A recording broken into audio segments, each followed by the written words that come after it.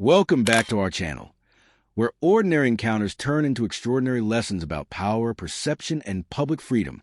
Today's footage, filmed by Reggie Photo, starts with something almost comical, a man holding a fishing rod near a police station. But within minutes, what should have been a harmless hobby turns into a full-on detainment. All because one officer saw a camera and assumed a threat. Fishing rod. Okay. That's it. A fishing rod? Yeah. All right. Dare I ask what your fishing rod's for? Sorry?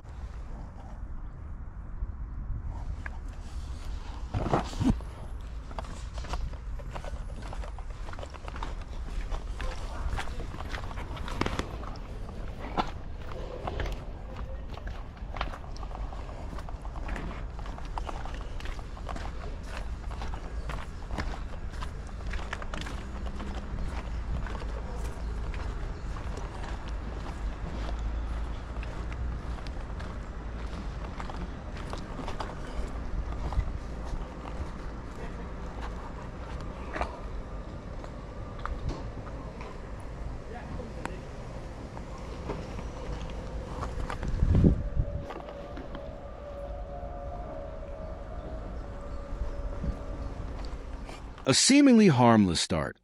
A man holding a fishing rod near a police area. What appears innocent soon catches the attention of an officer who can't help but turn curiosity into control. Moments like this remind us how easily lawful actions can be mistaken for suspicious behavior, a reflection of policing culture that values suspicion over understanding.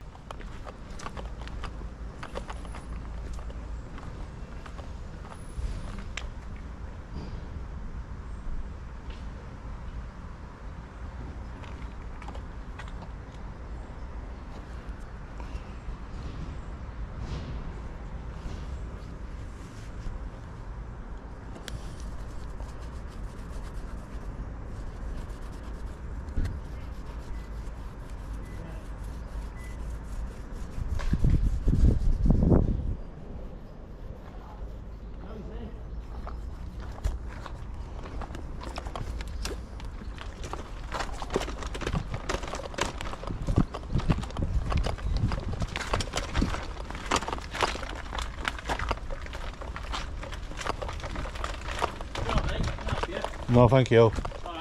The sergeant steps in, instantly identifying himself and demanding explanations for the filming. Without reasonable suspicion, he jumped straight to detention, a legal misstep that borders on overreach. Under UK law, detaining without clear grounds could breach the standards set under Section 1 apace, which requires objective justification. I'm not doing it the whole area. Why? That's private, my friend. Sorry, I'm just. Can I go? No, I'm just detaining you. I want to check everything's in order with you. Detain me? What for? Yeah, I'm detaining you for a stop search to make sure you've got nothing illegal or otherwise Really? in your possession. Yeah. Okay. Okay. So what Is everything section? all right? No, but what section are you using, my friend? Section 1 of PACE, stop search. And what items are you looking for? Okay, well, I'm just concerned by your behaviour at the minute. No, you. Okay, Mate, 'cause I don't know I what's didn't want going to. I didn't want to hold you up from your day. Right, okay. Can I just ask why you're taking photos of police cars and Well, private vehicles? No, I'm detained, mate. You just have to crack on what you have to do. The sergeant attempts to use his authority, quoting legislation mid-sentence. But it's clear he's uncertain of his own legal footing. This mix of confusion and ego exposes a key flaw, using suspicious behavior as a catch-all phrase to justify detainment. Here, public education outshines police procedure. They're just raised by your behaviour, because it's not often you see somebody just randomly Filming. taking photographs through can film. private rig. Yes, I know you can, but you don't often see people taking photographs through private rig. This place, it's famous. It's been in the news. This one. Right, there's private vehicles on the premises as well, so I just want to make sure Well, everything's in order. I've got a report to make actually while I'm here. You've got a report, sorry? Yeah. Why have you reported Regarding your crime to private us? vehicles, because look, my friend. Okay. Are you searching me before I go or not? Well, just bear with me, just explain to me what's happening first, then I'll Yeah, I'll yeah. do that in a second. Yeah. Yeah. So what have you got to report? Well, I'd let Sorry. you. Obviously, I want this detainment's got to end pretty sharpish. So the quicker you can get on with it. Yeah, of course. Obviously. He doubles down, claiming concern over private vehicles. Yet the cameraman calmly asserts his right to film public-facing areas. This is a textbook example of lawful activity framed as a threat rather than de-escalating. The officer amplifies tension by treating transparency like intrusion. Right, no problems. Right. I've not got any access to my stuff at the minute because it's in the police station. But just bear with me a second. I'll get a colleague so we can get some details for the record of the stop search. Okay. Oh, you've not searched me though. No, I'm going to do it shortly, but we can give you access to those details. All right. You're still going to search me? 1 second. Really?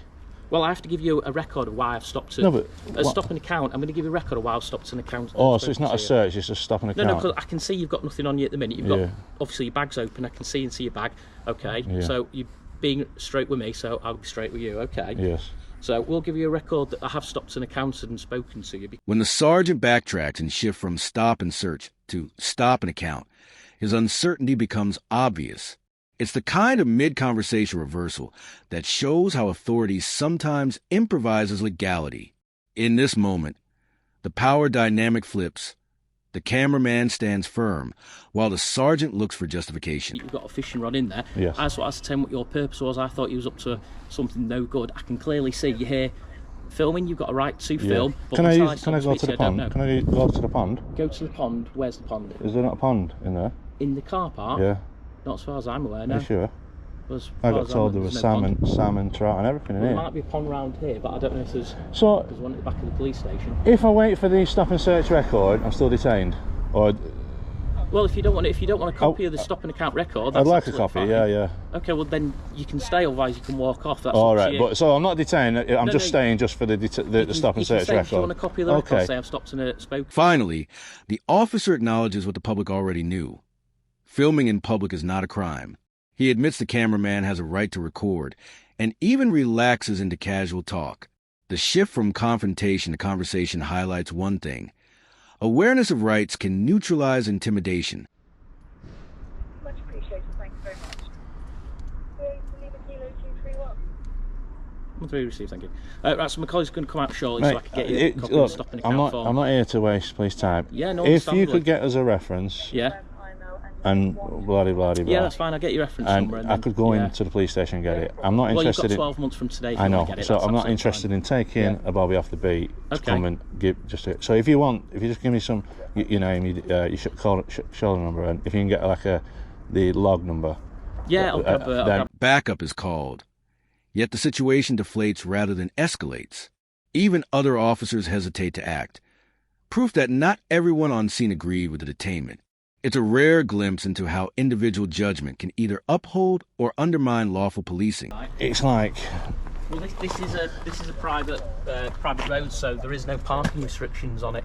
Is there not? No, it's a private road. No, but basically what happens if you want to walk down here to get to Royal Mail? You're buggered on this side of pavement, aren't you? Well, it's a private road, so there doesn't have to be any pedestrian access or anything like that because it's a private road. And the access down there is for vehicles. If you want to get access to Royal Mail on foot, you just walk around the corner and go to the top. That's how it works. Ah. So there's no parking Well, restrictions. you've taught me something problems. there. So basically, I can come and park here one day and just... If you wanted to, it's a private road. Right. Yeah, there's no restrictions or anything like that, so that's absolutely fine. Yeah. Okay. Hello. So, yeah, it's... well, I'll take it as here now anyway, so... Carl, I spoke to this gentleman. RP, I don't need to do a stop search. His bag's already open. I can see he's got nothing untoward to us. It's just a stop and account if we've got a record that we can give to this chap to say we've spoken to him. Do you want to give my colleague your details? No, thank you. Right, okay, that's fine. Well, we'll get you a reference number. The sergeant explains private road rules, perhaps to justify earlier behavior. Ironically, he ends up educating himself mid-speech as the auditor stays composed and courteous. It's a calm but powerful reversal. The person being questioned becomes the one teaching the law. No, didn't you? You stopped me free of Well, I can detain anybody for any purpose, but you said you want to go, and I said you're free to go, and then you said you wanted to stay to get this reference number. No, I get what you're saying, but you did detain me. Like, it's not a stop and account, is it? If it's a detainment. Well, yeah, a detention is not an arrest. You're free to go. That isn't keeping you here. I said, if you want to go, you can do. No, but I was going until you shouted me back and you stopped me from going. I just said I want to get a couple of details off you, and we're going round and round and round in circles now. No, I actually the one who told you. I said, don't get bobbies out, mate. I don't want to waste the time. I said, if you just give me a log number, I can get it from... I need to get this reference number, don't I? That's why my colleague... Yeah, but you did detain me, though. Okay, well... And I said you were free to go at the point of detention. No, you didn't. Right, okay. As the debate over detainment continues, both sides enter a polite standoff over semantics. Stop an account versus detained. This may sound trivial, but legally, it's the difference between consent and compulsion. The sergeant's inability to draw that line exposes how loosely some officers interpret reasonable authority. Was it? Yeah. They got like 20 How mile long was range your or something battery? like that on him. 12 mile this one. 12 mile. Yeah. Oh, so they could get it from here to Manchester on that then, couldn't they? It's good distance. How long will it take to charge? About 3 hours. Right. Yeah. But the problem is they want everybody to go electric, but then they're saying, oh, you can't get the bigger motors and stuff like that.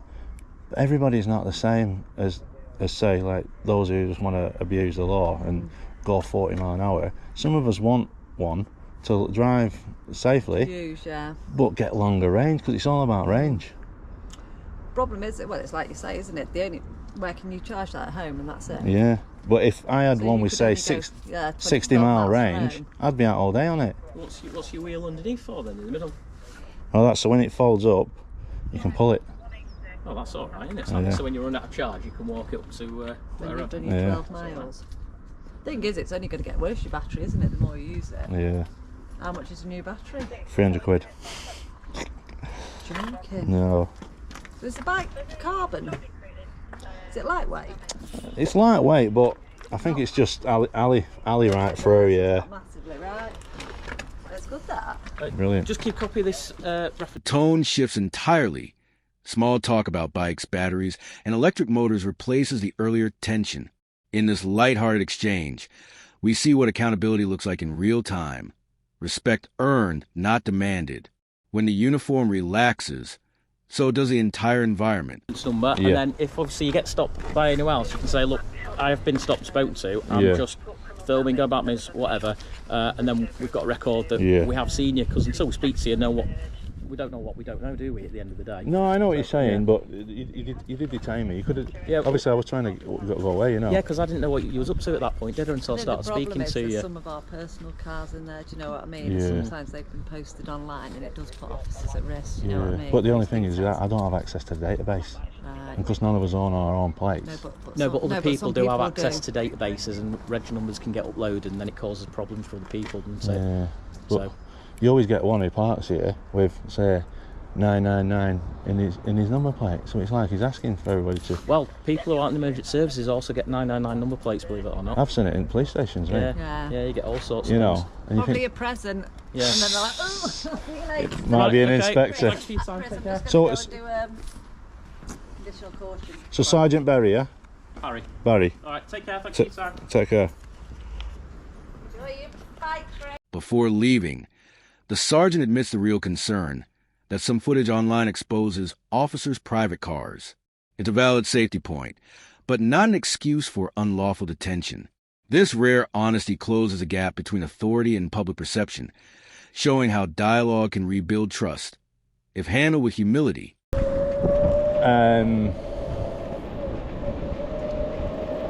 He twigged on pretty early that I'm not a threat to the station, whatever. So it's a funny one, that one. But basically, this is the other side of it.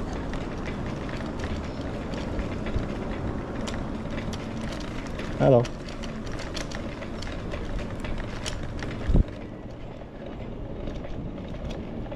So this is the other side. The cameraman ends on a reflective note, acknowledging that the sergeant twigged on he wasn't a threat.